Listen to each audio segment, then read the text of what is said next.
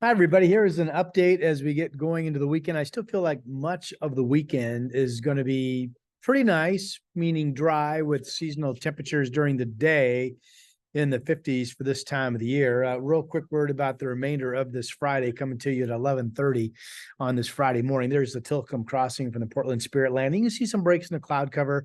It's primarily been dry in Portland, but there are some scattered showers out there, and that forecast continues dry much of the time, the remainder of this afternoon, but a spotty shower to be found out there.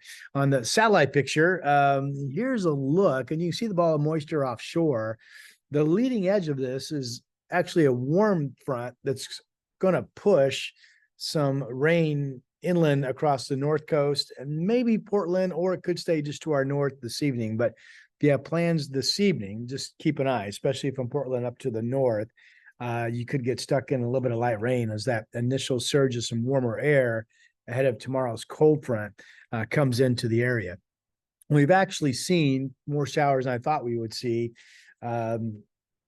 already today up around Astoria, and then even up into Cowlitz County. It's been fairly wet at times.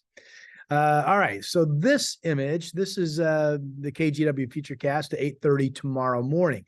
I still feel like overall the big batch of weather, if you will, for the weekend is going to come Saturday morning. This is 8:30. This is a front. The bright colors indicate the possibility of some heavy rain pockets embedded as this pushes through. And it still looks like we'll get a little bit of gusty wind activity. First thing in the morning, could be some gusts between 40 and 45 from the south along the coast. And then maybe as this front comes in more like mid-morning, some gusts to 30 miles per hour or so here in the valley, or maybe just 25. But it'll be a bit blustery for a period of time as this front comes in. Now, once that front passes, we quickly go to pretty quiet weather in the afternoon. The winds will fade away. And while there will be a scattered shower chance continuing Saturday afternoon, if you're out and about, you're going to find plenty of dry weather. I think we absolutely are mainly dry Saturday night. We're absolutely mainly dry when you wake up Sunday morning, including the coast. Now, this is Futurecast Sunday at 5 p.m. Notice the rain band snuggling up and starting to push inland along the coast up into Astoria, starting to move into parts of Cowlitz County. So if this is true, then Portland, Vancouver, Salem, down to Albany, we would have a dry Sunday. It would be great. But I just got done looking at the Canadian model, the European model, a couple of the American models. And if you take kind of the blended average, you come up with the conclusion that it's at least possible that we're going to see an increasing chance of rain here in the valley Sunday afternoon. I've reworded the forecast to say at any point from 2 o'clock on Sunday, we'll notice if we have darkening clouds coming in from the west and some developing rain. Certainly this rain that you're seeing on Futurecast right here will be coming in Sunday evening. In terms of rain rates, I think the rain band that comes through Saturday on average for the I-5 corridor is going to be about 1/4 of an inch of rain. And then this batch of rain Sunday night, probably less than that. So these are not big storms or events, but nonetheless, some likely periods of passing rain coming in. Okay, I want to talk about next week because I did make mention a couple of days back that I was watching a strong low that would bring rain next week into California. Maybe some of those heavier rain bands will be rotating up into our area. That's looking less and less likely. And let me show you what the latest modeling is showing. This is the European model right here. So here we are going into the cold front Saturday. Again, this is the upper flow pattern at 18,000 feet, 500 millibars. Here's the low. Here's the front that this is pushing in Saturday. That surface front comes in the morning, but you can see the big cool of troughing that's driving this offshore. It's dropping in from the northwest. Now, eventually, there's the developing low that sends this trough all the way down the west coast. So this is getting into Monday morning. See the developing low out here? So this is clearly farther south than we are. And this is a system that will impact California more than it will us at home with some rain in the forecast, certainly Monday, Tuesday, and Wednesday. This is a pretty strong low, 546 millibar, considered cold and deep for this time of the year. This is absolutely likely rain going into probably the Bay Area of California, and maybe just feeding up into parts of Southern Oregon. But see how there's a split in the flow pattern? So if you come up in here, see the dark blue contour, 540 contour, this is the northern branch of the jet. So that's up into Canada, this kind of almost cut off low entirely is off the coast of California. We're kind of in the middle, and none of the modelings are putting out that this rain from this California low is going to overly impact our area. I think we'll get some rain Tuesday, Wednesday of next week, but and Monday, but maybe not a lot. And there's that low just hanging off the California coast. That's Tuesday. Now, if I back it up, here's this system swinging in Wednesday on the northern branch. That you would think would clip us and give us some rain, but not a lot. Again, the big rainmaker off the California coast just kind of sits there and leaves us alone. I think you can tell that flow number one, flow number two is that cutoff low. So that's the latest on what I'm watching for that. Rains in California, some for us, but not the threat of anything more significant.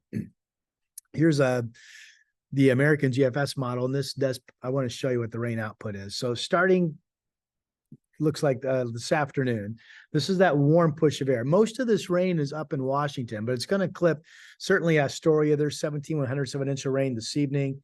Could clip parts of Cowlitz County and a little bit of Portland. But now what you're looking at is the rain that's moving in with the frontal passage that we have tomorrow morning. And this model is a bit delayed. But again, you can see the biggest rain chunks well up to our north. I mentioned a quarter of an inch or so Saturday for our area with that front coming through, lesser amounts Sunday night.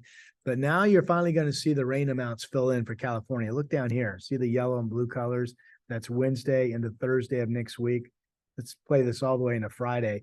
This is significant rain. This shows an inch and a half along parts of the Southern California coastline.